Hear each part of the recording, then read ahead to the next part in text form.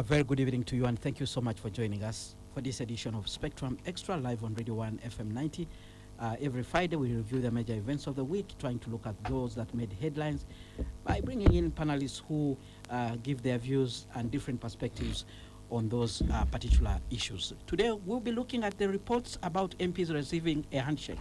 Well, information spread like wildfire by Tuesday evening that NRM MPs and a select few from the opposition had been allegedly given 100 million each. The people who moved around that information said it was a thank you for the manner in which they handled the rationalization of UCDA, the Uganda Coffee Development Authority, and also how, and also to prepare them to actually handle the amendment of the UPDF Act, which will soon be tabled in Parliament. This bill actually seeks to reinstate powers to military courts to try civilians. We were told on Tuesday that Cabinet had on Monday sat and discussed the bill and decided that it should be forwarded for debate in Parliament, taking into account the advice which was given by the Supreme Court. So the proposal in the bill includes that all members of the different military courts will be legally trained, will be lawyers, and the person to chair must be a person who is at the rank of a High Court judge. But we also heard that this money was actually given to them to go and monitor government programs during the Easter weekend. So we are told the money was part of the 4 trillion shillings which was passed through a supplementary budget, which also raises questions about our budgeting system, and more especially when people start talking about classified expenditure and questions being asked where does that money go. The opposition reacted by calling upon its members not to accept that money. There is an ongoing campaign for people to sign a resolution passed by the opposition caucus, shunning this money and also shunning that money with a promise to return the money should it be delivered on anyone's account. Well, Parliament has denied, saying that this is a street talk that was said by the Deputy Speaker Thomas Tayebwa when the opposition, through the acting leader of opposition, Honorable Mwanga Chivumbi, tried to raise the matter on the floor. So far, over 100 MPs from the opposition have signed on that declaration. Number 2, we have heard about no plans for electoral reforms ahead of 2026 general elections. This week, Parliament learned that the executive has no plans to conduct electoral reforms. This after Justice and Constitutional Affairs Minister Norbert Mao admitted facing difficulties when presenting the issue in Cabinet. And I will quote him, he said, "I took the bill and was chased away. I was put to task, had no answers, and the Cabinet put a committee headed by Honorable Chris Bariomonsi. There were also too many other questions." Mao has been accused of lying to the public that his appointment was specifically to cater for political dialogue and reforms. We'll be looking at that in detail. We'll also look at Dr. Besigye and the co-accused being denied bail. Now, hopes for Dr. Besigye and his co-accused supporters were dashed today after a ruling by High Court Judge Rosette Comfort Kania dismissing their application on ground that they have been charged with one of the gravest offenses in our country, which is treason, and they are likely to interfere with the ongoing investigations. In her ruling, she noted that although the two had certified grounds for bail, including having fixed abodes and substantial sureties, the balance of convenience lies with national security and safety of the people. The court further ruled that the two are influential and are likely to interfere with the ongoing investigations. But the judge had also noted that in the previous cases that had been opened against Dr. Besigye, he was granted bail and did not abscond or jump the bail, including the conditions which were put against him. His lawyers now say this is a political matter, and they are stretching the fight for justice to include petitioning other jurisdictions, including the East African Court of Justice. I have a panel of 4 to run through these issues. Let me introduce Dr. Sarah Birete, Chief Executive Officer at the Center for Constitutional Governance. She's also the chairperson of the GENDEM Election Monitoring Group. Thank you very much for joining us on this edition of Spectrum Extra. Thank you for inviting me, and good evening, listeners. Also in studio, the Honorable Simon Mulongo. He is a governance and security expert, former Rural County MP. He was part of the constitutional drafting body, the Constituent Assembly. He's also a pundit on governance and development matters. Good evening, sir. Thank you very much for joining us. Thank you so much. It is nice being here after struggling through the jam, and I'm happy that I'll be interacting with our listeners once again. Also in studio, Mr.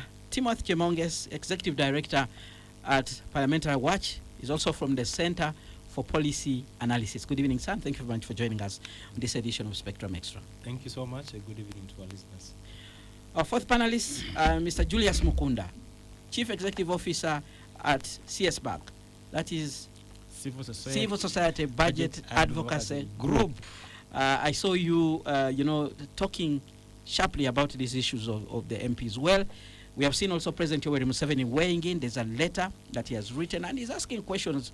Why we pay so much attention to small issues here, and we don't question that money that comes out from abroad? Actually, I can quote him. He says, if you are an anti-corruption warrior, you claim to be, why have you not talked about these foreign funds that are always coming here? Who has been receiving these foreign funds, and for what purpose? When you receive foreign funds, you are not only corrupt, but you are also a traitor.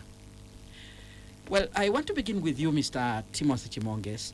Your organization, Parliamentary Watch, follows closely matters that are happening in the Parliament, and of course, the discussion now that is going on is whether what we are looking at here, the 100 million shillings, is a rumor or actually facts. From the corridors of Parliament, what can you tell us, Mr. Chemonges? Thank you so much, Anderson. First, I should start by saying that I have had a couple of engagements with members of Parliament, friends, just trying to understand what exactly happened, is it true, and from their perspective, what was the money if they received for. I think that a couple of them confirmed that they did receive the money, and they confirmed to have received the money from the office of the government chief whip in Parliament. Of course, there are those that say they received some of those resources from the Speaker's residence, and there is a unanimous agreement that the money really reached the intended beneficiaries. Of course, it's true there is a section of members of Parliament who have not received, or they are yet to receive, or they may not receive, partly because of the mapping of interests of how such money is allocated or distributed. Just again to say, this is not the first time this is happening. We've seen this in the previous years, where resources exchange hands in Parliament in exchange of different political decisions, different political strategies that serve the interest of the day. And most of those stretch as far as 2005, when we saw resources and money ranging of around 5 million exchanging hands over then the change of term limits. We moved to around 2010, we saw a section of members of Parliament receiving the money, around 20 million, facilitating for constituency development, moved to around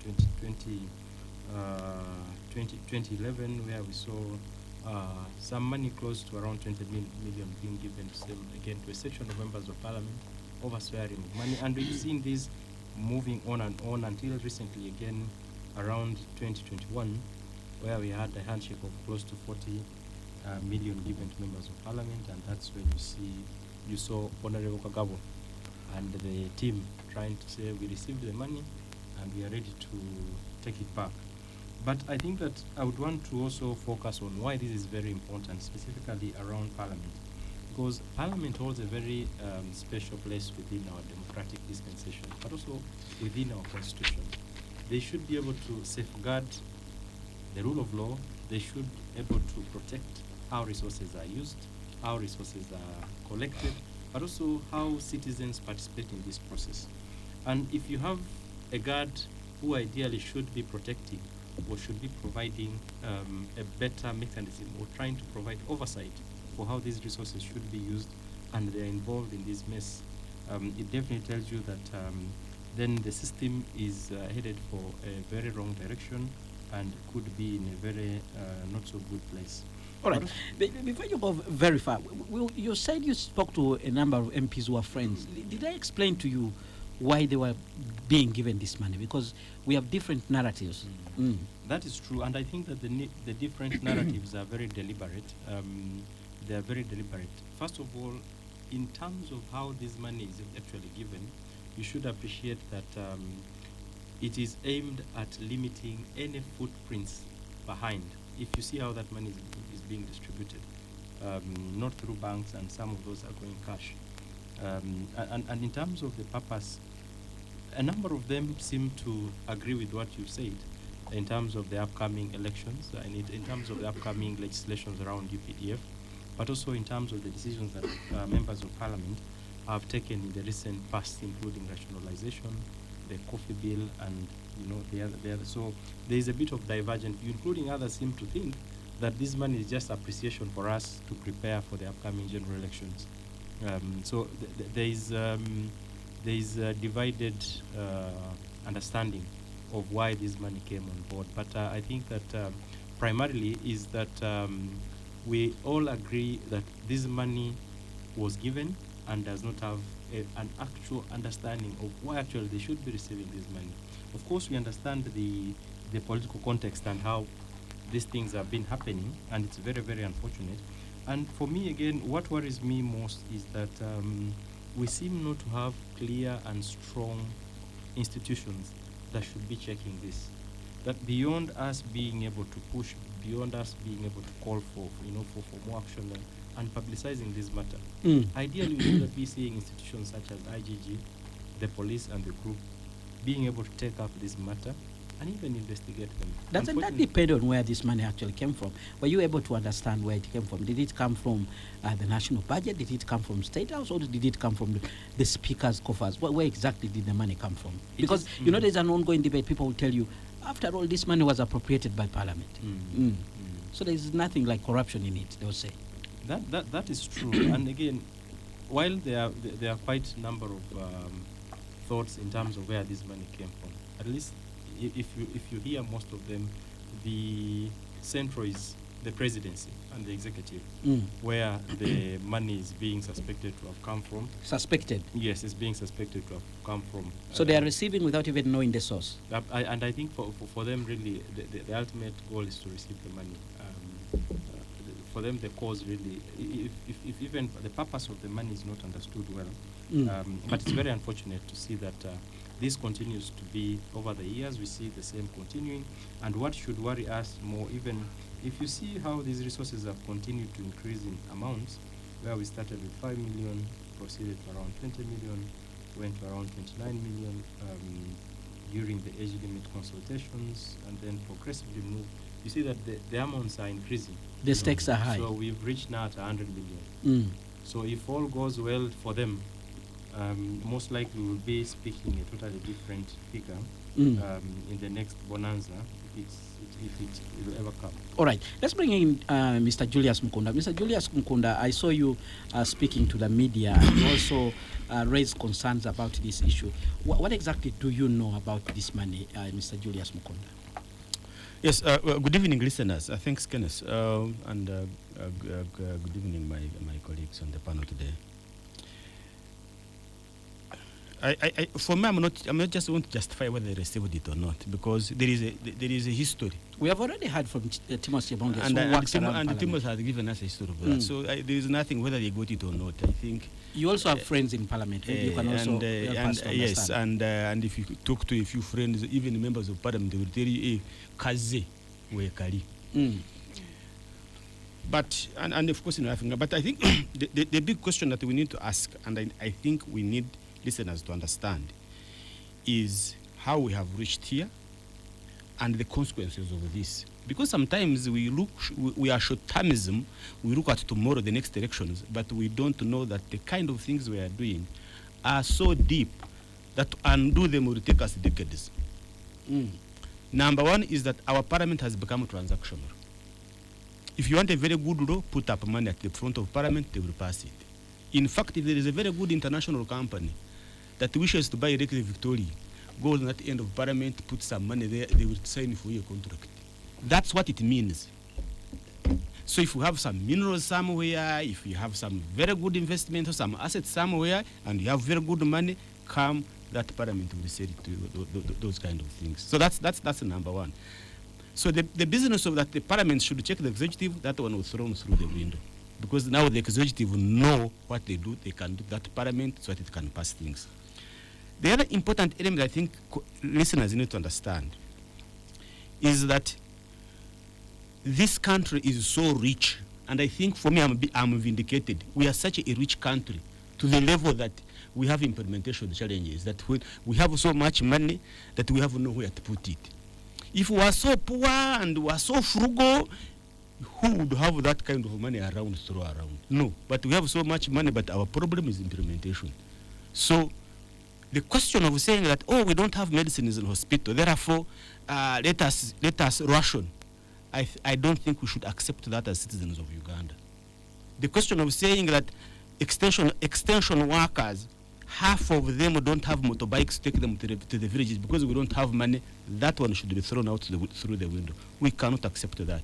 To say that our workforce at local government level are working at an average, have a staffing gap of 40% and above, that one should not be accepted. Why? Because there is money, but money is being spent on things that are necessary. So the 100 million, I mean, how many classrooms would they build? How many dollars of malaria can they purchase? How many roads and potholes can they fix in this country? So that is another important point. So any citizen, wherever you are, our country is rich enough to satisfy our needs. Another important element I think we need to understand, and I think what I have also looked at is we need to begin to question how our money is safe in the treasury. Because we all collect this money, put it in the treasury, entrust the executive, please keep our money and spend it on the following items. But among those items, we never had any item to distribute money to members of parliament like that. So is really our money safe in the treasury? I think that's a question that some people need to begin to tell us whether our money is safe in the treasury. Well, you're part of the budget transparency initiative that is chaired at the Ministry of Finance, and from time to time I see you there. Maybe you should start asking those questions from that far. No, I mean, what I'm saying is that for me is that you go engage the process, see that money has gone to the roads, money has gone to education, money has, and to the extent that even the budget is so detailed. But you never come across that particular budget line of we are going to pay back members of parliament for passing this number of roads, because already we've paid them. Their job is oversight, appropriation, and legislation. All right. So according to what therefore, the system right now is being rigged. That probably instead of saying we are going to buy 10 shirts, we start buying some trousers into the shirts. Instead of saying that we are going to build roads, we are now start putting their houses. So instead of parliament to sit down and give them a salary to legislate, now we are bribing them to do a similar job that's supposed to do. And as such, I think it's an incumbent on the executive to begin to see this type of loopholes, how they should be fixed. Because if members now can be able to pick money from treasury like that, what are those other things that we don't know that are happening in this country? From Chibangas, we have heard that this money is actually coming from the executive, and you're proposing that it should be the executive to close the loopholes. But I also want to put it to you. The information we have is that this money came from a supplementary budget, which was passed recently, and we are actually being told it could be part of what they call the classified expenditure. Now that's where budget man. You understand that's where I was coming from. Of recent, classified expenditure has been a conduit by government to misuse public resources. Previous classified expenditure, all of us we knew it. It belonged to UPDF.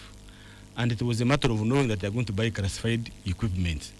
You know, you buy guns, sophisticated ones, maybe you are chasing some investigation and intelligence. We knew like that. Things that should not be made public. Things that are not supposed to be made public. But now it is becoming extreme. Now you find that different agencies are also asking classified expenditure. It's now being used as a tool to generate resources to spend behind, to spend on your little secrets that you don't want Ugandans to know about. So at this particular moment, I think we need to put in place guidelines for classified expenditure. But above all is really at this moment I'm trying to tell the monkeys the fate of to decide on the fate of the forest. So I don't know whether we should change the monkeys to decide on the fate of the forest, but Ugandans have a final say on this. So you also want to confirm that indeed the money came from your sources? Yes, it came. It's there. There is no debate about that. I think so. I cannot debate at this particular moment. Really, I cannot defend that they didn't get it. All right. Spectrum Exxon Radio 1 FM 90. That's a view of Mr. Julius Mukunda, but earlier we heard from Mr. Timothy Chemonges, who is from Parliamentary Watch. We're going to go for a break. When we return, we'll hear from the Honorable Simon Mulongo and the Honorable Sarah Bilete as we continue reflecting on this development. Parliamentarians receiving a handshake. Very amusing that there is a section from the opposition that was picked out and given the money according to the submission from Chemonges, and the others seem not to have received anything. And some people are suggesting that could be the reason why they are up in arms. And President Yoweri Museveni also weighs in and is asking questions and saying, why are we not concerned about money that is also coming in from external forces? What does this mean for this discussion going forward? Stay tuned to Radio 1 FM 90. Spectrum Extra will continue. Well, thank you so much for staying with us on Spectrum Extra, reviewing the major events of the week. At this moment, we are looking at the cash bonanza, the alleged cash bonanza at Parliament, where we are told MPs from the NRM party received 100 million shillings, and some from the opposition have also received. President Yoweri Museveni has weighed in, trying to say, asking many questions and saying that there needs also to be follow-up questions about people who have been receiving money from abroad. He says, however, for the Chivumbi group of opposition MPs and for the Monitor newspaper, I have one question. Dear sirs and madams, have you ever heard of foreign funds being sent into Uganda to influence our politics in favor of the foreigners? Secondly, the next question. If you are an anti-corruption warrior you claim to be, why have you never talked about these foreign funds?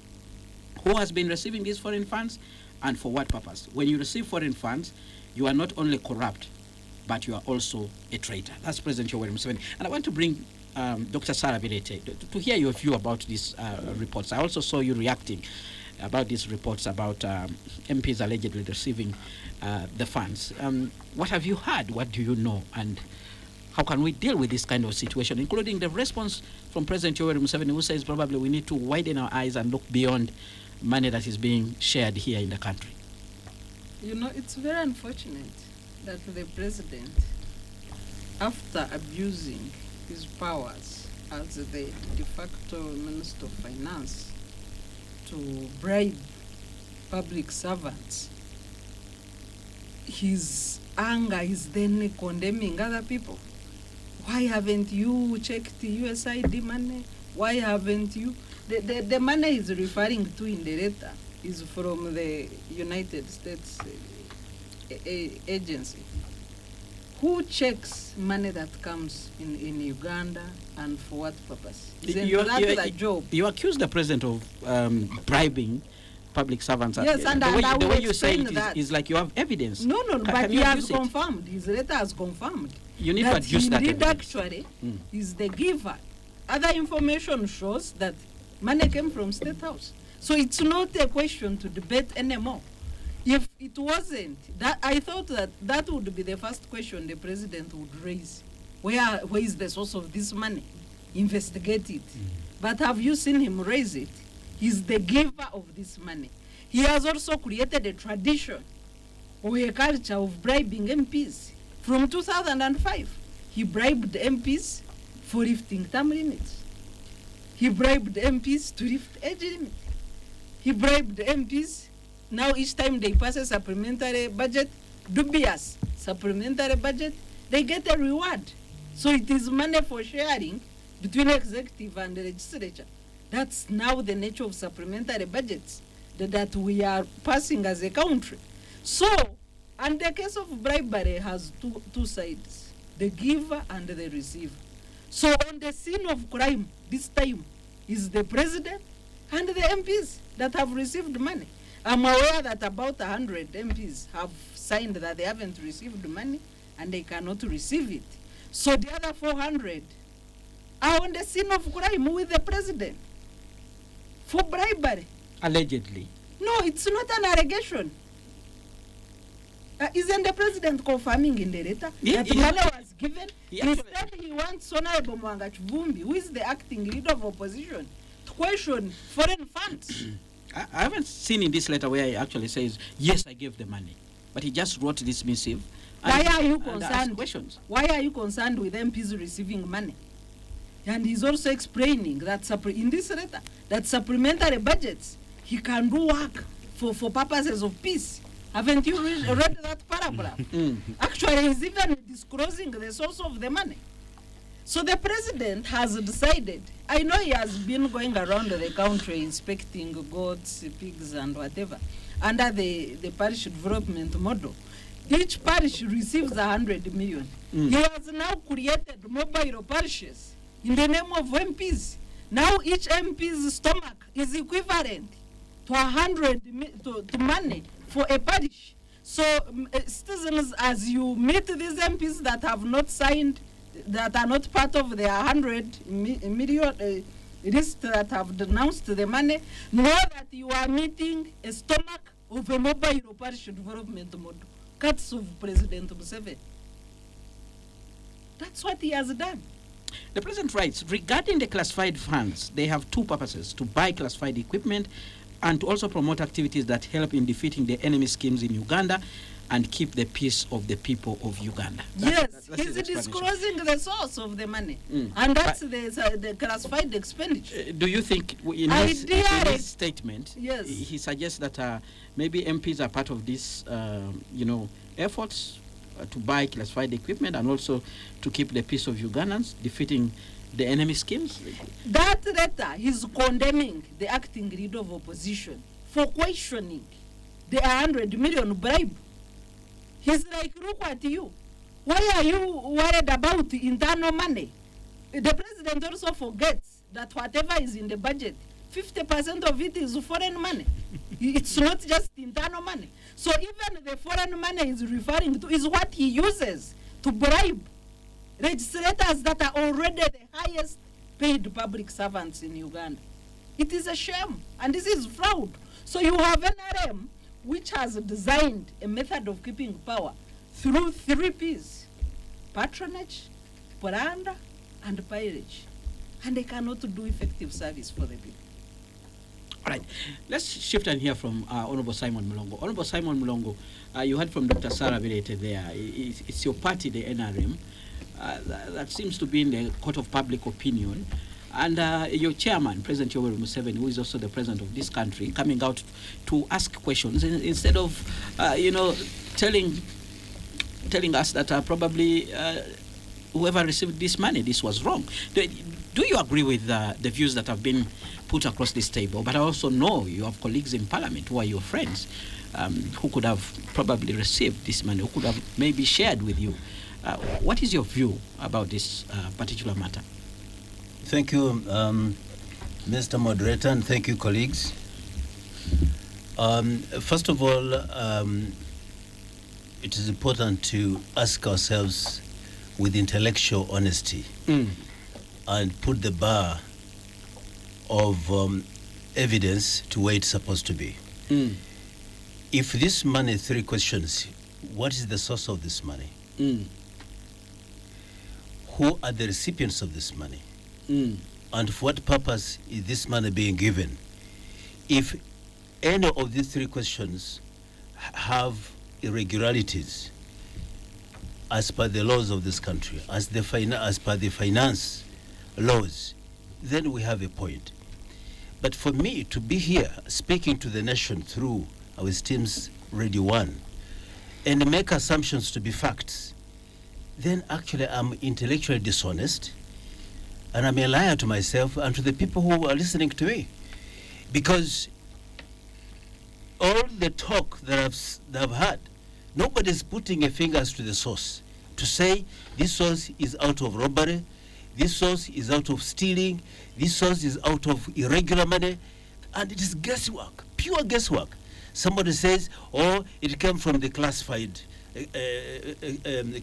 vote which was passed recently in a supplementary. Is that a fact? Can we actually go to the root of it and confirm that? Or it comes from State House? Can you look and trace the trail of this money coming to be given out, to be traced through the State House? If not, it's guesswork. How can we trace? Yes, we can. How?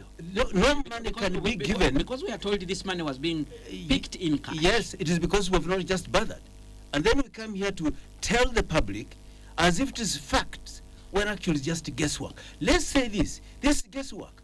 And then let people judge and know that we don't have facts about the source of this money. There's a video which was shared out by the leader of opposition, Joel Senyonyi, showing MPs at around 7, 8, 9 p.m. moving in with inside Parliament, but coming out with big bags. That's not the issue. The issue is, and you were suggesting that the issue is not whether the money has been. the MPs I putting asked the you money. to say the source. You should have started with that. Give me the tip as the confirmed source. Well, from Chemonges we heard, he spoke to some colleagues, he said the money came from the presidency, State But House. are they authoritative sources, or is also just guessing? Is he talking to somebody to give you a guess? You cannot use it as a guess, because once it is a guess and it's a wrong thing. It's not a fact. Then secondly, the people who are receiving the money, they must be having explanation as to the description of the receipt of that money. And we cannot just have neither here nor there. If you sign for the money, there must be a purpose. I'm paying this for the transport. I'm paying this for whatever expedition that you're supposed to carry out, holiday, or they're going to promote some activities in their constituencies. And to me, for us at our age and level of intellectual capabilities, to come here and speak hearsay and call them facts and even use them to condemn, I think it is wrong. Then the other one is, did the president expressly admit giving out money? This is also out of deduction, simply because you have read the document, statement from the president, and you want to deduce your understanding into many facts. Deductions have never been facts. There are assumptions based on your convictions. And as educated people, we should say that. If I read and say, he's explaining the classified monies, okay?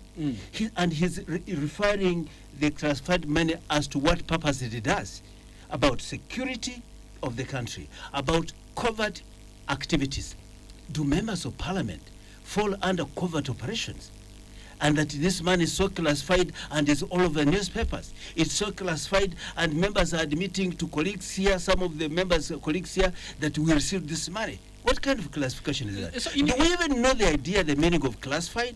In your view, what has prompted the president to specifically come out with this missive? Because where he addresses, even calls names out. Because Chivumbi, calls the Daily Monitor, and because these are the sources of the term classification. And I've seen some of us say it, that this money must have been the money that was released on supplementary, and which supplementary was classified, equals classified money that they've received. Those are just deductions, and the president was responding squarely onto them. And if that money is classified, the president is very clear here. Classified money handles classified acquisitions and operations. And Parliament is not one of them, where you go and talk politics in the constituencies, speak on the floor of the House, which is a public forum. That's not classification. Now, in a situation where we do not get to know whether the money was actually spent to buy equipment and the things that the president talks about, how can we know? We know, yes. Also telling the I truth? can tell you that in the Constitution, we made sure that this is dealt with. And even subsequent parliamentary elections, we have special audit teams within the Auditor General's office that handle classified accounts. We also have in Parliament a team of legislators who also oversee classified accounts to make sure that they comply with the laws of this country. So it is not the same true. people benefiting from Yes, the you money. can say that, but those are the people you voted for, I voted for. These are the people, if we voted for somebody who has become corrupted, that's too bad. But the fact is that the mechanisms are in place under law and under procedures to ensure that no classified accounts go unexamined. And they're checked also independently by external independent auditors under the Auditor General's office. So really to say that because the president mentioned it, therefore he's confirming, what kind of deductions are we using? What kind of measure are we using intellectually? Are we being dishonest? Are we being falsehoods? So I think let's be very clear here. All right, staying with you, how do you see this issue ending? The way it has come out, there have been calls from the opposition that the IGG should probably swing in, including CID, to investigate. As long Do you think this as will long as happen? the source is legit, and as long as the transaction and particulars for that money in terms of the purpose is legit, it will come to the same point that was legit. All right, Spectrum X on Radio 1 FM 90. We're still looking at the allegations that members of parliament have actually received money. And we've just... I want something. Everybody wants to respond to Honorable Simon Mlongo. And they'll have the right to retort. So we are going to start with you, Mr. Julius Mukunda. Yes. You want to jump in? What exactly is your just a issue? quick one. You see, rotten meat smells. Rotten meat smells. However much you want to keep it, it will keep smelling. So I understand how we can try. You want to try to defend this this type of issue, but it is you can't defend it. The executive lit the match. The parliamentarians threw there the petrol bomb, and now they are blaming the public. They are blaming the public for misunderstanding the fire. They say no, that is not the fire. You are misunderstanding the whole thing. Money has been given. The letter itself is telling you, please, this is how we do things. Yeah. Don't ask me. First ask for the foreigners. Ask the foreigners. And I think Sarah brought something good. You see, you say the money was being given to NGOs. The same you said was giving money to government. Even you said it was actually funding defense ministry. Yes. So you can't begin dissecting and say this one is good for me, this one is not good for me. But at the end of the day, I elected you, put in place, put in procedures and a mechanism on how you should see money coming in and money get out. So why do you have to blame somebody that why are you receiving foreign money? That is out of question. Well, let's hear from you, Dr. Yes, Savit. a while ago I was on a show with one of the directors of the NRM party. He said that they confirmed money was given from State House. What they wanted clarity on was whether money was for the NRM caucus, where they also belong, or the MPs. And the clarity they got was that money was for MPs or MPs. So it is not a question of do you have information? So if do it you was for have all what? MPs, how come we are hearing that from the side of the opposition there are only a few who received the money? Because it is a bribe. It is a bribe aimed at compromising the functions of parliament. A bribe aimed at preparing ground for the dubious amendments of the UPDF Act. And maybe an appreciation for the previous dubious things, especially the coffee bill that was contentious. But we are not here to be fooled. Where is the money? Has it rained from heaven? If indeed nobody knows the source, then that means that this country has foreign bureau, even the basic minimum of controlling financial transactions. And if you want the financial laws that have been broken, government is not supposed to withdraw or handle money beyond 20 million cash. And they are distributing 100. So if you want specifics of laws broken, we also have them. So let's focus on the subject matter. Why does executive compromise legislature with bribes? Mr. Chimonges, you started us off. You've heard from your colleagues on the table, and the jury is out there. It's questions here and there, including even from the president.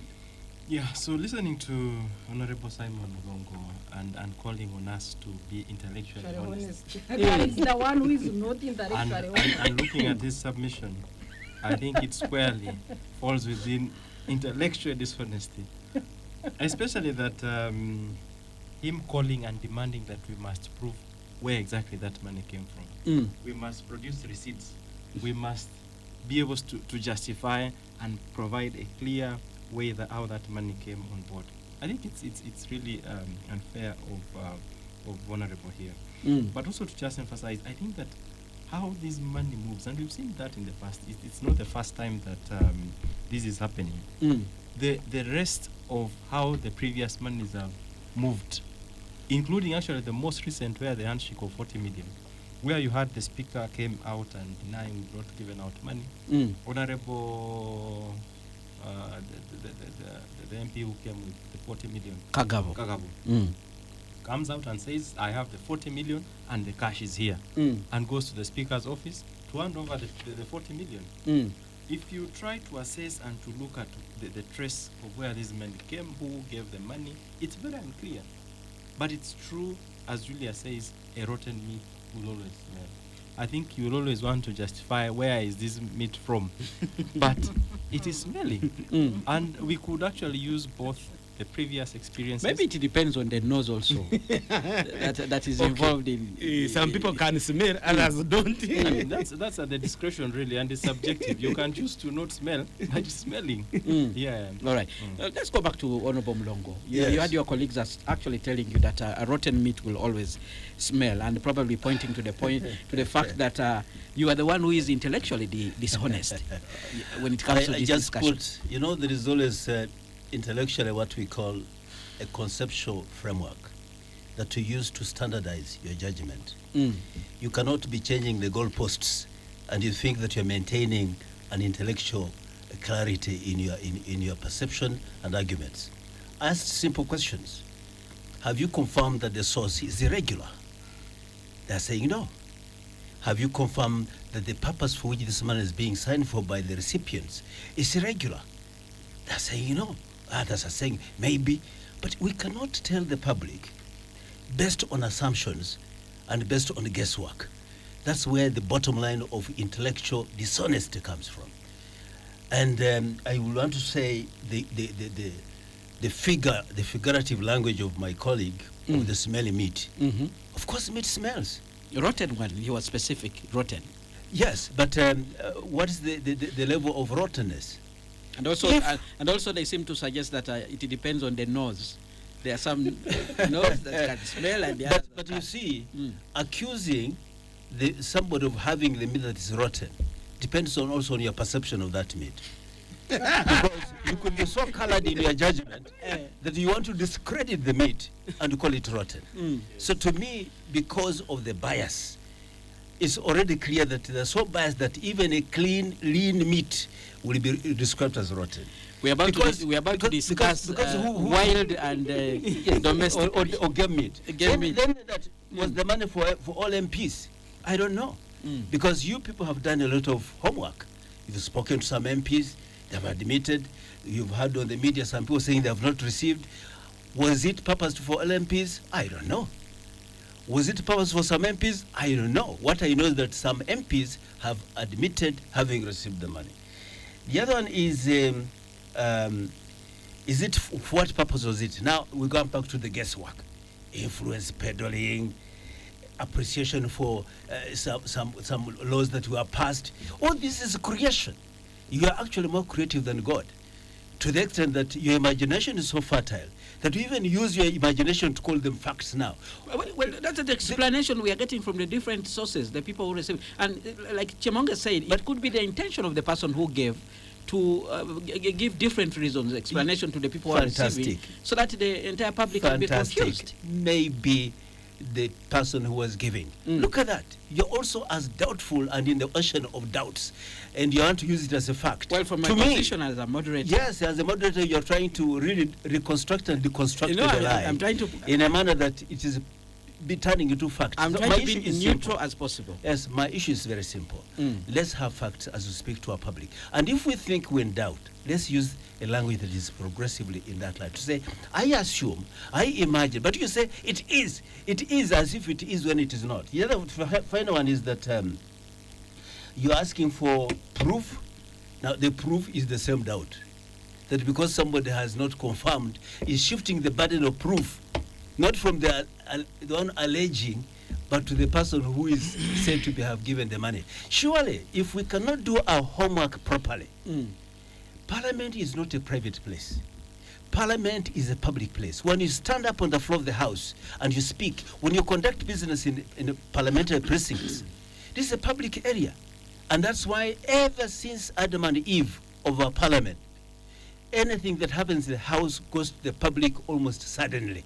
So if you are seeking for classified activities, don't look for it in Parliament. So this money was not meant to be classified. This money was not meant to be for covert activities. This money was meant for members of Parliament, and Parliament, which is a public institution and whose activities and operations are public. So you are also confirming that indeed the money was received. I'm just saying, actually, from what I've heard from various sources, Okay. and some MPs, and from my colleagues here, The money they're not denying receiving the money. Mm. What the problem that my sister has here is that some of her friends have not received, so they're making big business out of it. So I don't know whether she's supporting the fact that so they have not received and therefore advocating for them to receive, or that she's saying because they never received, so the grapevining, the grape mouthing, that they have not received the money. Intellectual dishonesty So, has extended. Not extending. No. I'm just saying, when you advocate for those who have not received, there must also be a purpose, and we're here. So let's defend it. They have refused the bribe. But you said that money was meant for all of them, but there are those who have not They been have given. received. This is what I heard.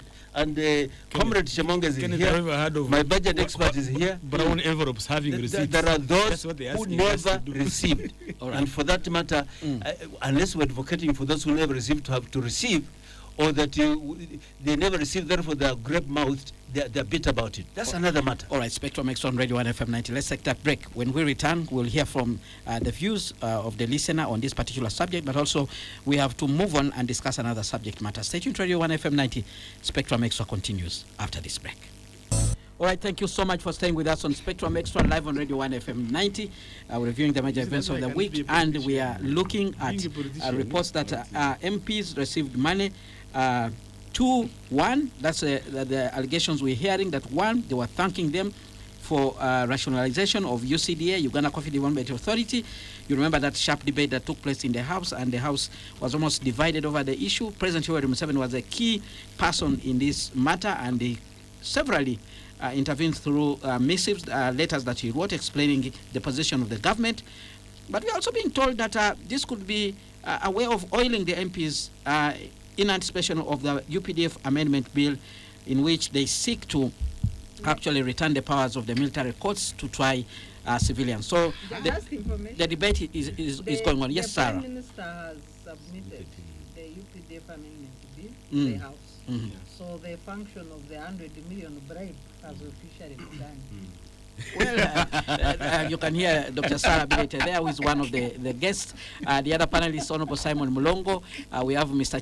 Timothy Chemonges and Mr. Julius God save Mukunda, the Queen. who is from the Civil Society Budget Advocacy Group. Well, we have comments coming in. Okelo Patrick Bonyo, listening in from Busega. Uganda is an interesting country. Any MP returning the money should give it to me, because no need to return the money to the Treasury. Then we have another comment from Mawa Amaza, who is listening in from Moyo West. Moyo in West Nile. He says, good evening, Spectrum. Why can't they use the money for covering the potholes in our roads? Maybe improve on the sick government health facilities. Then we have a comment from Iga Samuel Mary, listening in from Namulondo Zone in Boyogerere. He said, thanks for the show. Sincerely speaking, if Uganda was a computer, it needs refreshing or an update in all institutions, right away from the president. Otherwise, Uganda is sitting on a time bomb. Then we have Henry Twinamasko writing in and saying, when it comes to this 100 million cash bonanza, these so-called leaders, as we all know, are working for themselves, their children, and their great-great-grandchildren. This obviously requires massive primitive wealth accumulation. That's Henry Twinamasko there with that comment. Amo Martin, listening in from Bale. My biggest disappointment about the 100 million to MPs is not coming from those who have received the money, but rather from Honorable Mwanga Chivumbi, who instead of giving us the list of those who received the money, he's giving us a list of those claiming they did not receive. The unclear and fake video showing people arriving and departing from Parliament is also disturbing. That's the video I alluded to, which was shared by the leader of opposition, Joel Senyonyi. Then we have somebody here writing and says, please kindly ask Honorable Simon Mulongo to be quiet other than insulting our little brains. Then we have another person writing and says, it's clear testament that the governors of this country have no, and I repeat, no respect for Ugandans. Then we also have another comment from another listener who's saying, somebody writing and said, Honorable Mlongo is arguing like he wants to be a beneficiary of the 100 million. Now, that's the feedback that we are receiving so far from the listeners. I know more comments are coming in. Quick responses to some of the comments that have come in. Honorable Julius Mukunda, like somebody suggested here that it takes two people to actually get involved in what we call bribery. Yes. Somebody who is giving and the other one who is taking. Well, one Ugandan here is actually saying that, look, whoever wants to return the money, give it to me. That is Patrick Bonyo, listening in from Buseja, pointing to what so many people have been saying, that probably the corruption, the things that we keep talking about, are driven by members of the public.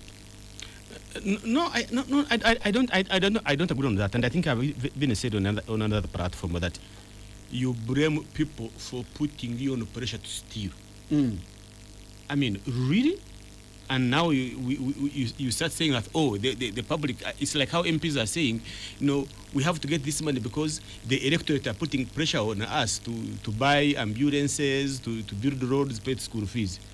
If MPs were interested in ensuring that this country's service delivery improves, then they would have done their job of ensuring that money is allocated specifically to these particular areas. I was giving an example. You find a department, we have a budget line in our budget, and it is called medical expenses for government employees. It is around 430 billion Ugandan shillings. Now, for all Uganda, so this is money that the different government departments use to pay for their medical insurance. But that money, if you look at the budget for Mulago, for example, it doesn't even reach 20 billion. The amount of money we give Uganda National Medical Health Stores for buying our own medicine is almost equivalent to that is been allocated to medical expenses for employees. So if members of parliament were doing their job of appropriation and remove that money and put it to ensure that all our health facilities work, then the public would not be demanding that please come and bury my son, please come contribute for me, I want my son to go to hospital, because that healthcare system would be taken care of. So there is no way you can blame the public that they are putting pressure on you. The pressure is because you have refused to perform your job as a member of parliament. So, to me, that is squarely on the legislatures to ensure that our system works, and that's why we elected them. Thank you. Mr. Chimonges. Thank you so much. I think that the listeners raised quite a number of important questions, especially on what this money ideally would actually be used. I think that the need out there, looking at the challenges, and also looking at the question of the enemy of this country. At the independence, we had four major enemies that the country sought to fight, and among them was illiteracy, the other was poverty, the question of health, but also the issues to do with colonialism. Some of those, especially for colonialism, I think we are performing worse than when we were probably even under the colonialists, especially when you see how we are managing our people, resources, the question of the human rights, but also more importantly, just the question of governance in terms of how different players are interacting with the question of governance and the rule of law. So there's definitely better ways for how we can actually utilize our resources. Again, the question tomorrow you will be hearing that probably we need to be more frugal, yet the frugality is not being reflected in how we are managing our resources. Honorable Mlongo. Mine is one simple one. My argument, which is my central argument, is that we must falter government on irregularity and illegality about this money, which we're not actually trying to touch. And to falter government on mere guesswork is where I have a problem. Secondly, I can see some listener wants me to also wish like I would get the money. I'm not a member of parliament, and if I'm to get money, I get it on merit and on consideration after my own work, and I earn it like I do earn my income. The issue of money from foreigners, and I wanted to clarify this. The president was referring to monies that come irregularly and for subversive purposes, actions against the country, the government, and the people of Uganda. And these people, of course, they're monitored. The intelligence community in this country monitor these monies, how they come in, how they are received, and how they support these groups and individuals that who presumably supposed to be advocacy activities, whatever, but actually they are becoming the voices of foreign interests. And this is the money the president is referring to. You cannot equate that kind of money with the money that comes legally out of bilateral and multilateral agreements between the government of Uganda, which is declared, which is budgeted, which is budget support or whatever it is for activities of the people of Uganda. You cannot compare the two. Does the NRM as a political party receive any funding from abroad, Mr. Mlongo? For us, we receive yes, yes, we do. How come we don't know about it? Yes, we do, because you've never declared. Yes, it is declared. We have friendly donors who give us support, and this support is very clear in the books. But also, more importantly, how do you tell that those that are giving these other groups because are not friendly donors? No. But for them, just because they are not friends of the NRM doesn't make them the enemy. Yes, but what is the purpose of that money? Is it in uniting and building this country, or it is there for undermining the country? What's the purpose for the party? For the NRM to receive? Of course, the NRM is to mobilize, to develop, to equip people, to enhance its activities which are legal. Because and you think these other groups are not? I mean, for them, they're undermining government, for example. They're undermining, yes. For instance, the national unity of this country. They're subversive in nature, and they do that. You find somebody talking as if they're very good advocates of human rights violations, but the way they do it is typical subversive, and that is why we say, and moreover, they are supported. So those kind of things, plus activities which undermine the security of this country, national security, they come through individuals and some small groups. Those are the people I believe my president is talking about. But money which comes to you as Lukwago, as an individual, or my sister as related with her institution, if they're for purely legal activities, those ones are not an issue. But subversive activities are the issue of concern. Now, I think the point of departure, and maybe I should put it to Dr. Sarah Birete, those are the groups that are receiving, let's assume they are political parties. Maybe President Yoweri Museveni is lumping them up in groups. No, you cannot put words in his mouth. Well, we are trying to understand those groups. Yes, I'm like saying, as long as it is not to undermine the government and the people and the security of this country. Opposition parties are legal. They operate legally. I've not heard of any groups that are trying to undermine. Of course, you may dig down into that, but I'm telling you, there are groups that receive money and do subversive activities. All right, Dr. Sarah. You see, Kenneth, we are arguing as if this country lacks laws that control the movement of money. All monies from outside Uganda are cleared through Bank of Uganda to the recipient bank. If I am receiving money today from Kenya, that transaction will be cleared by Bank of Uganda to my bank, maybe in Absa Bank. Yes. And the bank will first call you even? No, if they want to ask, they will ask. We have also the Financial Intelligence Authority. So when you speak that say, how does money come in? I want to reference the statement of the president that Simon Mlongo seems to be repeating here. Who has been receiving these funds and for what purpose? When you receive foreign funds, are you not only corrupt? You are not only corrupt, but you are a traitor. This is a president whose budget, who has run a permanent deficit budget for 40 years. And the argument from Mlongo is that that's money that comes through legitimate channels. Let me come. Permanent deficit budget that he calls steady progress for 40 years. Half of it is foreign funded.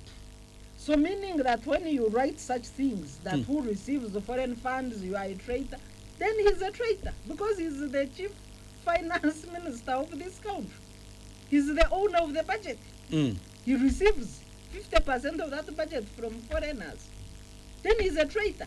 Secondly, whichever money comes to this country, if it is found to be illegal, it is blocked by FIA, by Bank of Uganda. If they clear that money, then it means they've certified themselves that it is illegal and rightfully being received. So to question these citizens and push them to ordinary voters is like taking this country as if it's a Marwa group. We are not a Marwa group. Yeah, but I just have a right of response. Very quickly, in a few minutes, because we need to move on. We are saying that whatever money comes to government from outside is clearly, categorically budgeted for and utilized and accounted for. And the argument that because it comes through the channels and clearance houses like Bank of Uganda, blah, blah, blah, blah, that's not the issue. It is utilization. Subversive activities means they are secretive in nature. Money can come here to do certain white elephant somewhere, but either partial part of that money is used correctly, and some of it is utilized wrongly. And the president is referring to this where some monies, of course, intelligence does not operate the way we think. They can actually be knowing, but they continue monitoring to determine the extent to which this activity has formed, is forming, and where it is going. So that doesn't mean that they are not aware. They can be aware, but the timing of action is dependent on them. So when the president refers to this, he's fully aware. He's the chief consumer of intelligence. So he cannot speak from nowhere. So you cannot invert. Why does he write these questions? Yes, because for your consumption to understand that We he are is not a conscious Marwa group. and he's not We Marwa group. This is a very highly intelligible source of information, and he's speaking authoritatively. So the Marwa, and those people cannot even discern the difference because they either are drunk out there or they're drunk Ajon or Malwa, whatever it is. You cannot bring that to this intellectual discourse here. All right. If this is a rotten meat, I'm sure it will continue to smell, and eventually we will know who is carrying it. And probably even those who are eating that particular meat. I can see Honorable Mulongo holding his nose, whatever. I wanted him to close the nose so that we need to rotten. All right. Now, let's move on, and we want to look at another key story, and that story happened today.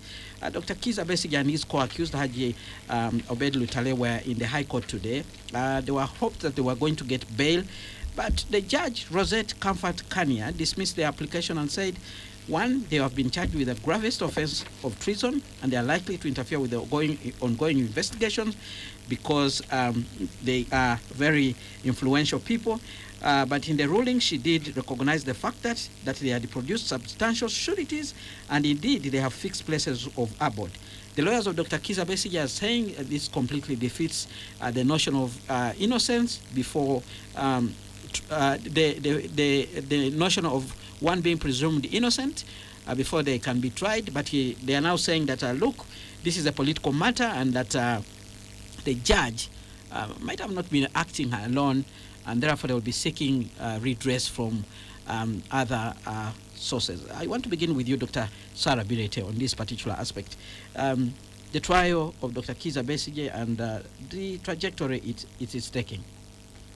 You know, there has been debate in legal circles about the crisis in the judiciary. And the cadre judges who could be making decisions may be based on orders they are given.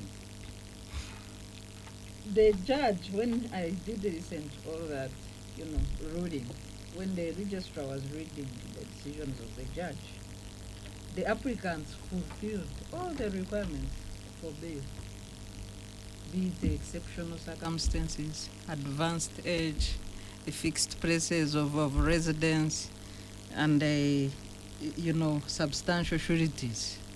The conclusion was just baffling. You could not expect that. You say you have qualified, you met all conditions for court to exercise its discretion, and then you say that because of the nature of the offense, then I cannot release you on bail.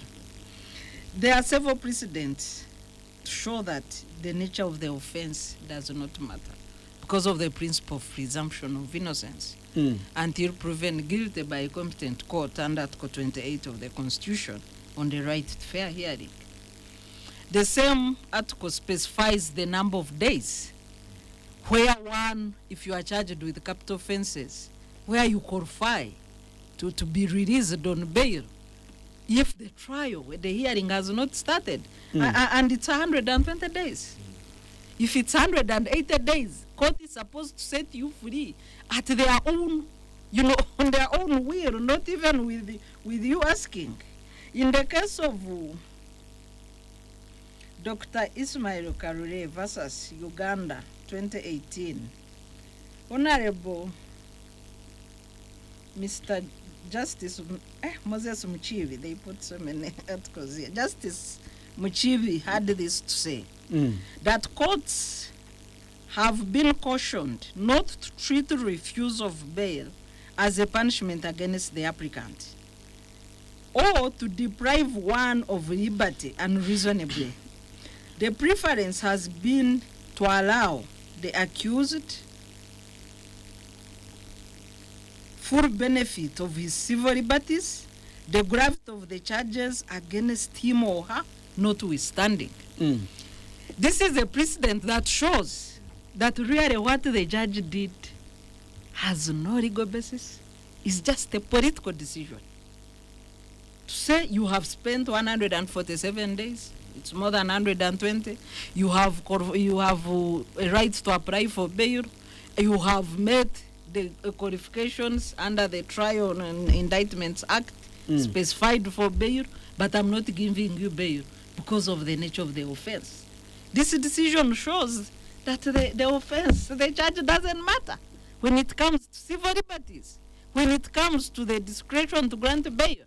Nobody should refer to the charge. You should refer to the grounds for applying for bail, which the applicants had fulfilled. But also it seems like the final conclusion of the judge was discussed. And what gives the judge away, there was a tweet that came out at 2 a.m. today saying we arrested this BSJ and we are not releasing him, meaning that there was a discussion somewhere where the sender of that tweet was privy to that information. Because how come somebody tweeted at 2 a.m. that BSJ cannot be released, and then you have a judge releasing a flimsy ruling on bail, saying that you have met all the conditions, but I'm not setting you free. So I think this was a political decision, and it's very unfortunate that judges who are the gatekeepers for abuse of power, who are the gatekeepers for protection of fundamental rights and freedoms, have degenerated to the extent of giving political decisions. Honorable Mlongo, let's get your view on this matter. Thank you very much. First of all, I am neither for nor against anyone on this matter, because I'm just a citizen. But also who is we conscious. are all citizens. On other matters, you are for what? I'm for the people of this country. I'm for the people of this Now country, you are for and also foreigners. in support of my NRM government. Yes. But this one I speak Come up- rain, come sunshine. Well, no. There are things which I also do not like, and I say about them. Okay. One is that, yes, when you listen to lawyers and they're talking, you may swing your mind and see everything is wrong about a certain action. Like in this case, you would see the judge is totally wrong. But the fact is that bail, is a right to apply, but it's not an automatic release. It's not automatic. As long as the discretion lies with the judge, then you must reserve something to the discretion of the judge, because it's not automatic. The judge can be convinced or may not be convinced, whatever the reasons you may give in line with the laws. Secondly, treason is actually an exceptional charge which has national implications. It is to do with the state. It doesn't matter whether it is a ruling government or there's another government that will come in or not. For that matter, there are a lot of considerations that are given. And the judge has the right to ensure that there is exhaustive defense in light of the circumstances for them to be able to grant bail, which in this case may not have been exhaustive enough. Because if we claim that they were exhaustive, then what else? Because the judge pronounced themselves on every argument by the defense. But if they still do not, that means that it is not exhaustive. Now, of course, the issue of consideration of the risk of flight or mobilization or public disorder or even interfering in the investigations, which the judge actually did point out. If they have reasons to know that these people weigh a lot and that their status and their capabilities can actually interfere with the investigations, it is within the right of the judge to deny or accept. So in this case, for us to say, call the judge names, were the same people who called these judges very good names because they made judgment in favor of moving the civilians from military courts, but now we are vilifying the judge. That's not right. Let's have respect to the fact that the judges have the right, they have discretion. If and as long as they are convinced or not convinced of something, they pronounce themselves accordingly. So in this case, I believe, I was not in court, I'm not in the head of the judge, but that the judge had every conviction to make a decision the way she did. Timothy. Thank you, Anderson. I think that,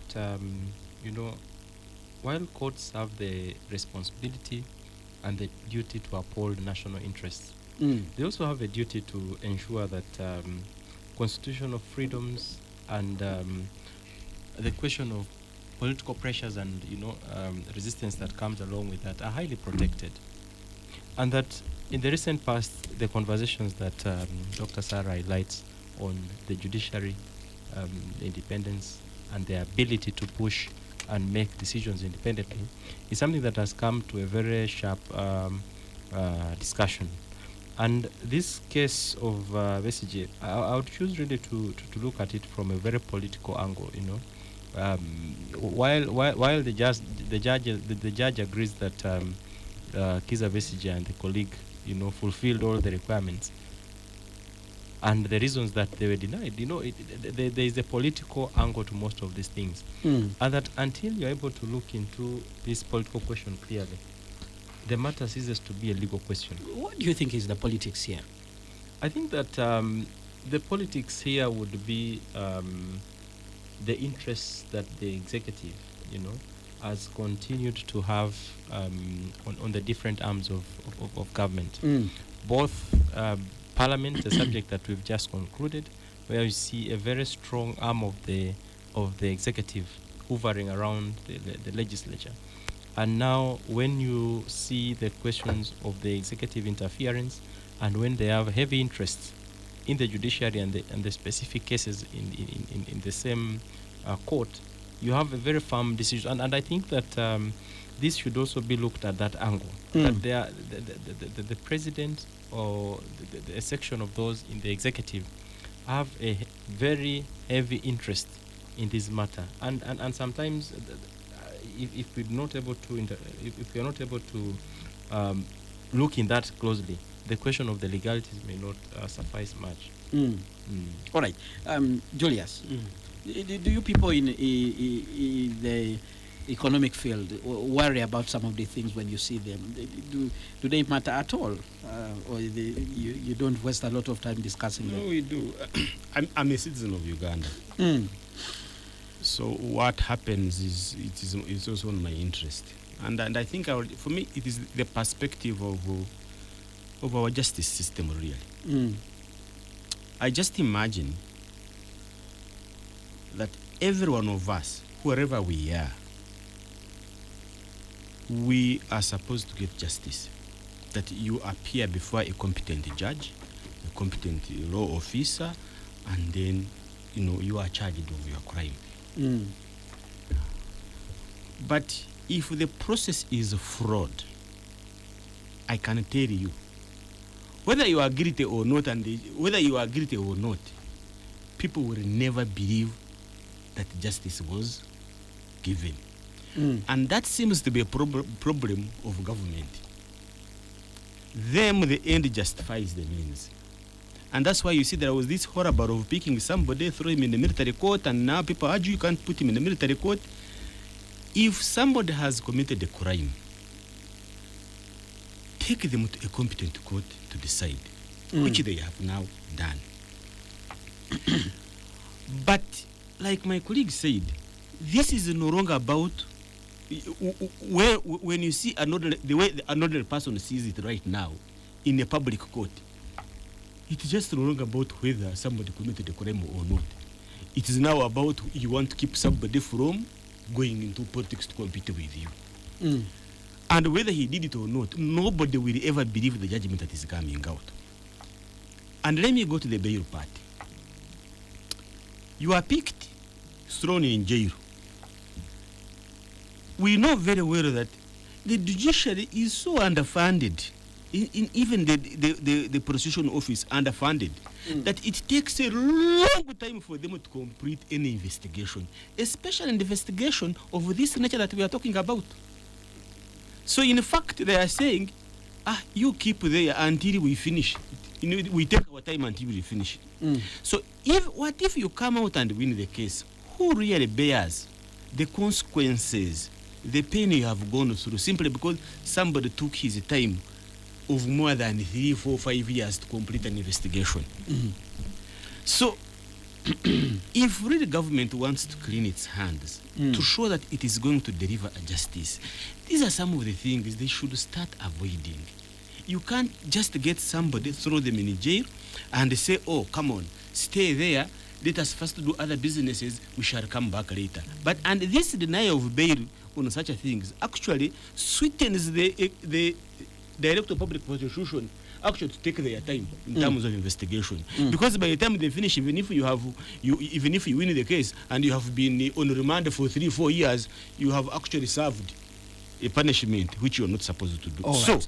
Spectrum Extra Radio 1 FM 90. Let's take a break now. When we return, we'll shift our gears and look at the issues to do with electoral reforms. The government, through the Minister of Justice and Constitutional Affairs, confirming to us that there are no plans to actually bring electoral reforms in Parliament. What does this mean going into the next election? Stay tuned to Radio 1 FM 90.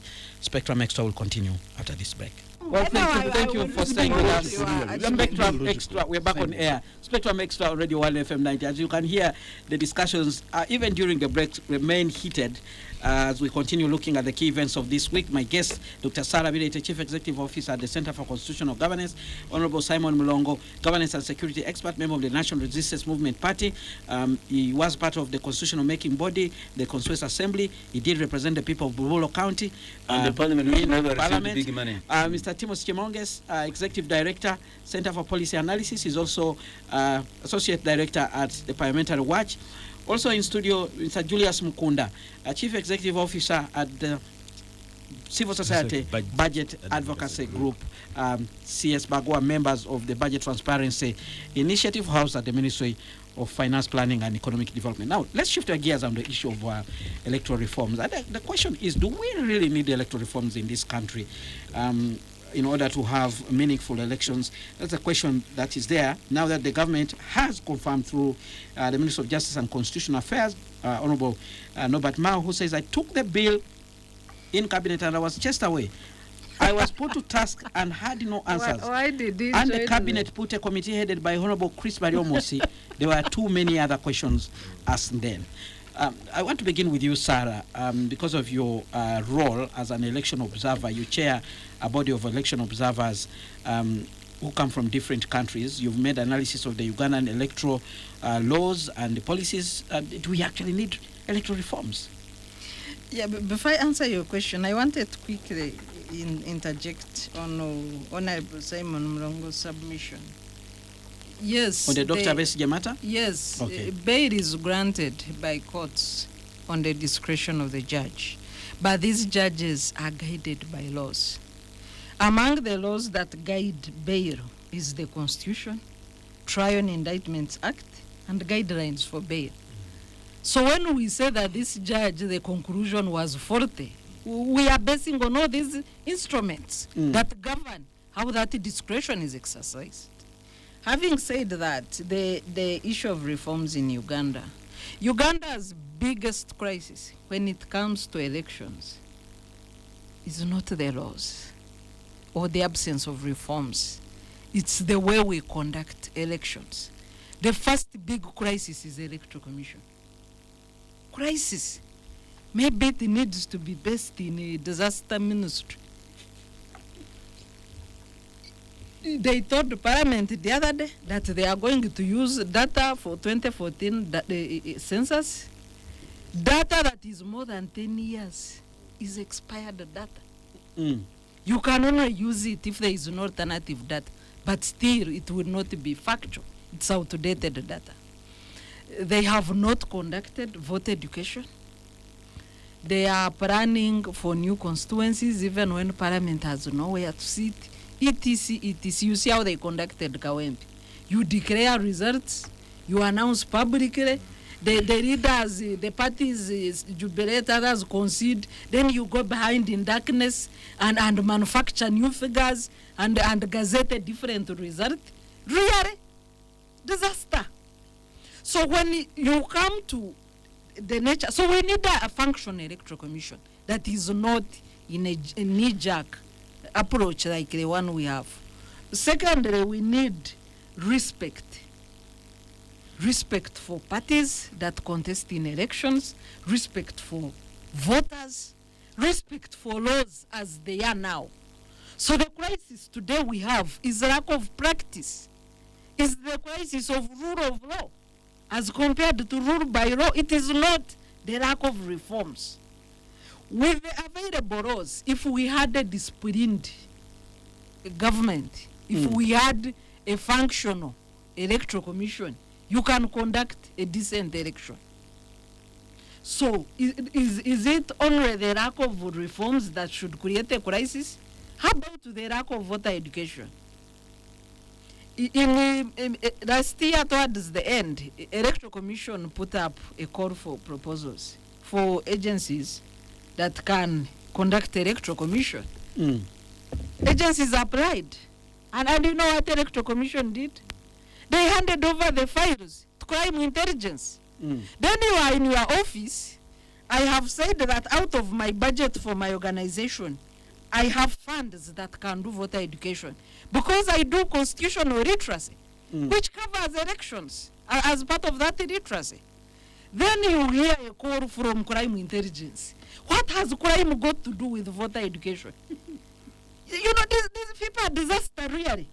And now, as a result, we have a few months to nominations. Nobody is doing voter education. Nobody. Not electoral commission, not whatever, even human rights commission that should do supplement, because it has the main duty of doing civic education. They are underfunded. Have you seen any adverts of voters on your radio station or on any media? Zero. So what kind of election are we preparing where the citizens are not mobilized on what to do? That's the crisis that Norbert Mao, as a political supervisor of the Electoral Commission, should address himself too. When it comes to cabinet chasing him away, he's in the wrong forum. He's still a president of general of DP. He's trying to mix green with yellow. It can't mix. So maybe it's time also he realizes that he has misplaced his energies. All right, Chimonges. The remarks by Honorable Mao, which I think I would want to reflect on. I think this was never a journey that was to be.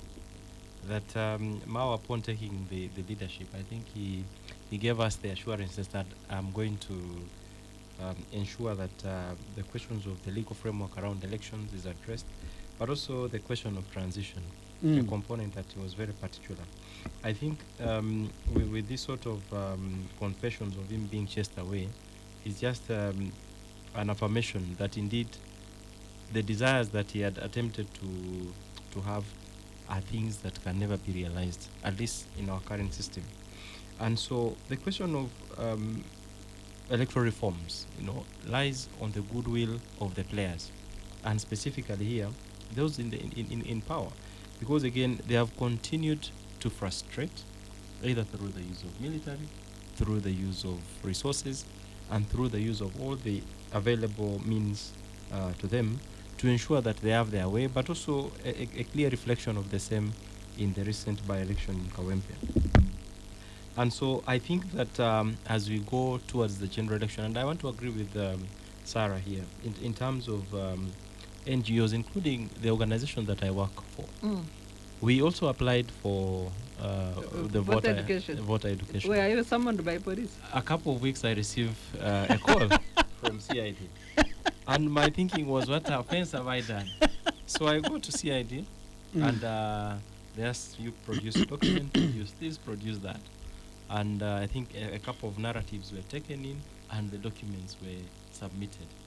Up to today, I think they were still waiting for the next. So the understanding police report to do voter education. Yes, these applications were made to the Electoral Commission. And those applications were made, I think, last year, around November. It is recently, I think, in March, that the calls were made, and I think CID actually received the reports. And so you see that there is a fundamental breakdown in how we look at the election and the election process. And So that if the process is defective, most likely you are likely to see that the ultimate outcome may equally also be defective. And so we still have a long way to go. All right. If you may allow me ask Very Timothy. quickly. Yeah. Timothy, in the last elections, election observers were arrested Yeah, on the orders of the Vice Chair for Electoral Commission. correct. Now you apply to do voter education. It is a crime scene. Yeah. You become, your organization becomes a crime scene. Yeah. And you handing over yourself for a possible arrest. I mean, all those are possible cards on the table. But I think that this is something that many of us are not foreseen. I think that as soon as the process of appearing before CID came, then the interest automatically dropped. What will be chasing? Ultimately, even if we got the opportunity, what else will we be chasing really to educate the voter? The interest is gone. But also it shows that the process is already, affected in one way or another. Julius, elections. Elections. I've had some people in your economic sphere actually saying elections in Uganda is a waste of time. Let's put this money to better use. The Electoral Commission has got a budget of around 838 billion. It has increased to 600 last year, now it is 800. Actually, they wanted $1 trillion to organize these elections. And and sometimes you sit and wonder the return to this investment. And you ask yourself, you are an electoral commission, you've been given all this money, and you cannot have a system of vetting and verifying your partners. Those who can complement you can't do that. We have the NGO Bureau with all details. You have all that. But I think for me the other important element is, now I'm beginning to understand why our systems our institutions are not functioning. No wonder these investigations will never end, because if the police now is interested in vetting NGOs that are supposed to conduct civic education, where will they get time to catch thieves, the gang, the robbers? Where are they going to get it from? Really, I would have. I mean, the Electoral Commission has a mandate to ensure that the people they are working with are the right ones. That is correct. NGO Bureau, isn't it? We have a full-fledged NGO Bureau where on an annual basis you must submit returns. Let me tell you, you have a box of documents to submit to the NGO Bureau, including whom you have recruited, where you are getting the money from, what that money has been used for, your annual report, like so detailed that the Electoral Commission really would have been able to not to waste time and pick that information and vet it. You will and then accuse the NGO Bureau for handing over your details. No, it is a system. It is a government. It's a government. It's a government that regulates NGOs. So what's the problem with dealing with CID? They are also government agencies. Yes, my problem is that I have criminals on the street running. The mandate of police. People are stealing money from government. People and order. But now we are engaging in this other business. So It's like you're suggesting that election is not a serious issue. It's both a Elections has been criminalized. a rights and security matter. no, you see, I think we are fooling ourselves that by investing all this money into the elections, that probably the situation can change, or that probably you will have a situation whereby a new leadership comes into place and things are likely to change. You mean elections do not have an impact on the economy? Leadership? I think the last elections didn't. Because if they did, we should not have been discussing this 100 million question that we are talking about for MPs. Because even when we have a turn-up of MPs at 70%, they start from where the other ones have stopped. I would have loved to see that we build institutions in this country, that such an electoral commission is so strong and tough that it can apprehend those who break the law. But at this particular moment, electoral commission is so toothless that conducting even a by-election is a disaster itself. So I'm praying that as we go to these upcoming elections, that really people don't die. Because why would I die? Simply because I want to choose whom I want. And that is because electoral commission has completely left its job and is now relying on other people to do the job. And yet, it is supposed to invite them and instruct them on what to do. But these other institutions now instruct the electoral commission on what they're supposed to do on their job. So at the end of the day, you wonder who is in charge. Is it the electoral commission or the other institutions? Because even when you have a malpractice during the electoral commission, they are not likely to actually help you solve it. But probably you are likely not to go to the electoral commission. Let me go to the police or to the army to help you sort me out. Honorable Mlongo. Do we need Electoral reforms? The answer is yes. Because of many operating factors which require that to be apt to the situation you do reforms. And I want to remind colleagues that in 1986, we started with the lining up and voting in a manner that we're doing. We also changed from declaration of votes at the DC's office, we're declaring it on the spot, and we went up to manual registers. We did the reforms, we went electronic up to now. These reforms have been progressive over time. And somebody to say, we don't want reforms, I don't know where you're talking about. So if we need them, why don't we have them? I'm done now talking. You, when you spoke, you didn't say this point. I think the issue is, what reforms do we need? Because we've been having reforms over and over and so on. But what reforms and for what purpose? In my village, we have a forest nearby, and there are hyenas there. When you move and you're swinging your hand, the hyena will follow you because it thinks the arm will fall off, and it eats. But you see, that's an illusion.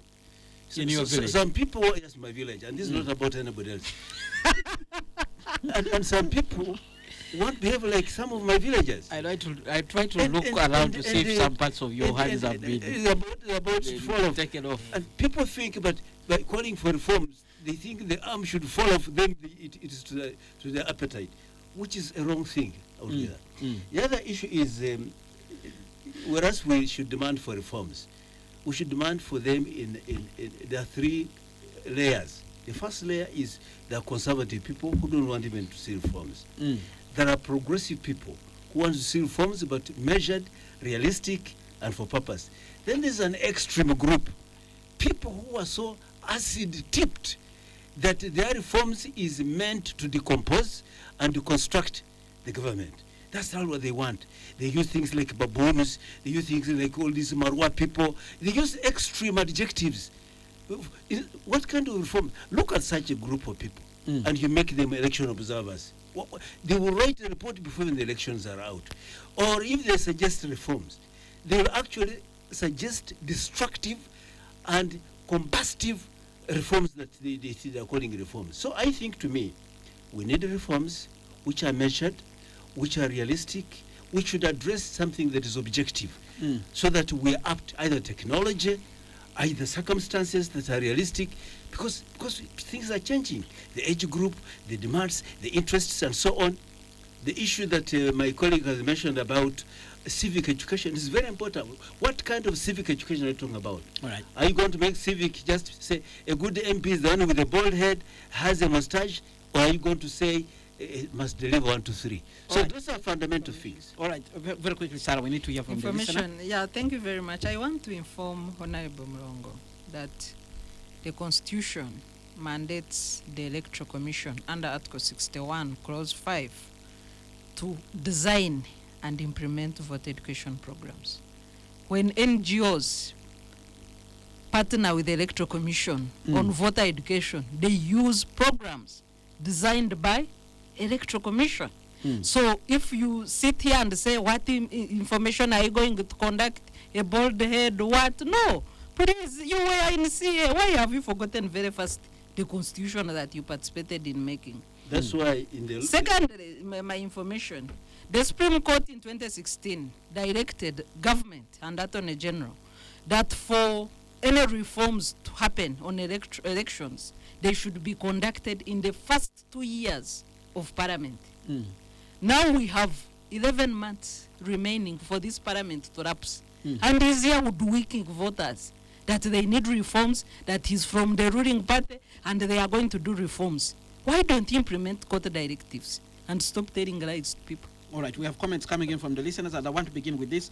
Mr. Kenneth, why do we need voters' education when we have a lot of violence during elections? The voters don't matter. The people who count votes and declare results are the ones that matter. Then we have another comment from Lawrence, who says, this is how I see it. All these events are well coordinated. Besigye will be denied bail until the court-martial bill is passed, and then he will be transferred back to the military court, hence the 100 million. Then we have another comment. Now, do families of people like Honorable Mlongo back home listen to Spectrum Xtra while he's there? Do they usually pour accolades on him when he returns home? Otherwise, this gentleman really acts like he's paid to act. He's just struggling to survive in the ecosystem of the rotten meat. That's a comment there that comes in from that particular listener. You people introduced the issue of rotten meat. Well, I'm telling you. Then we have John in Cheka. I'm blown away by some of your guests. Honorable Mlongo lies so fluently, so blatantly, so intellectually. They should give him Dr. Bariomus's job. Simon Mlongo, you belong to the Central Politburo of the Communist Party of Uganda. You take the propaganda trophy with any opposition. Without any opposition, you show the depth to which this country has sunk under the leadership of a man once regarded as a revolutionary. The new breed of African leaders, as Mandela called himself in 1987. It's so sad. That's John in Chireka. Then we have another comment. Spectrum, Dr. Kiza Besigye and the group will be rearrested immediately after receiving the bail. Then we have Dennis listening all the way from Mozambique. Thank you very much for joining us. Dennis says, good evening, Spectrum Xtra. Please inform Dr. Sarah to leave Marwa out of this. For us who take Marwa are always alert and never disturb anyone. So let them pick their enemies wisely and continue with their fight. That's Dennis there. I wonder if you're enjoying Marwa in Mozambique where you Marwa are. is a terminology. It's Then- not about the And dream. then we have Henry listening in from Banda. Kenneth, Mr. Mlongo and his boss cannot keep paying that unintelligent card, keep playing that unintelligent card of other groups receiving foreign funding, yet they have the mandate and authority to arrest anyone doing subversive activity. Then we have another comment. That case of foreign money is hollow and outdated. The government just wants to keep us poor and in bondage to them so they can buy us with trinkets to keep them in power. Then we have another comment. Honorable Mlongo is defending the indefensible, and his dishonesty reveals how far compromise our intellectuals who are supposed to be authentic and use public office to build equity have betrayed this great country. Then we have another comment. Recently, Noop MP got 200 million for a car after Segrinya had got as well. Noop gets 9 billion for elections. Recently, MPs got 25 million and 40 million respectively. The bus starts with the parliament. As long as they allocate money with tricks of getting later, it's a shame. These are deals cut by MPs, and most times opposition MPs are involved. Good evening, Kenneth. Ask Mr. Mulongo what classified funds are doing in State House. That's John listening in from Chanja. Then somebody writes and said, let people eat the money until the disgust reaches the local voter. Like it or not, one can't wake up until they sleep. That's a comment from Baguma. Mike in Kampala writes in and says, hello, Radio 1, thanks for the show. Honorable Mulongo is speaking like a government spokesperson. The public knows very well that Parliament is a corrupt institution. And then lastly, Honorable Mulongo is actually gaslighting, and I find that very condescending. Well, that closes the comments from the listeners. And I want to begin with you very quickly, Honorable Mulongo. Your closing remarks as you respond to these issues, because time is not on our side. Well, my take is simple, that for those who support the government, will look at my remarks differently from those who do not support the government. So I stand firmly for what I'm convinced that is the right thing to do within the precincts of law and what is right of a citizen in this country and the world. Chimonges. Thank you. I think that the standard of what is wrong and what is right shouldn't be premised on what political party you serve, and that we Then should what the party is there for. we should look at the bigger goal of the country and where we want to be. I think that this country belongs to all of us, really, and that we have to work extremely hard to protecting it. All right. To ensure that everyone feels part of the country. Honorable Mr. Julius Mukunda. Why you see Mukunda protesting whether you... MP said it has a different meaning. All right, very quickly. Yes, I mean, Mr. very quickly. I mean, I think I love my country, and I know we're a very resilient country, and we can change things if we are organized to deliver. But today I've learned that really sometimes it's extremely very difficult to defend something that is indefensible. In your view. And therefore is you see, when you have a problem and you accept that you have it, that is partly a solution. Yeah. But I think our system has not agreed that they have a problem, and therefore there is a lot to do. Thank you. Dr. Sarah Birete, very quickly, your closing remarks. Well, when you have a leadership that does not act in the interest of the common good, you have a problem as a country. We have a problem as Ugandans. That problem is having a selfish group of people that have controlled the pillars of the state, the institutions of the state, and they are pushing their selfish agenda. Ugandans out there, you need to define your agenda and fight for your nation. How do they do that, actually? Through elections. Through elections? Is that what you're saying? If Which are about to elections come. are free and fair, maybe, but we don't have free and fair elections. This is an excuse. All right. I must thank you, dear panelists, for You making made time your to actually come here to conclusion. Why are digest you all these entering issues in and the my listeners who debate tuned is in over. and contributed to this discussion. Lack of From me and the team discipline. here in the studio, we want to wish you a fabulous weekend. Somebody's Stay tuned, Radio 1 FM concluding, 90, another because our one is quality debating. programming will continue with BB Junior.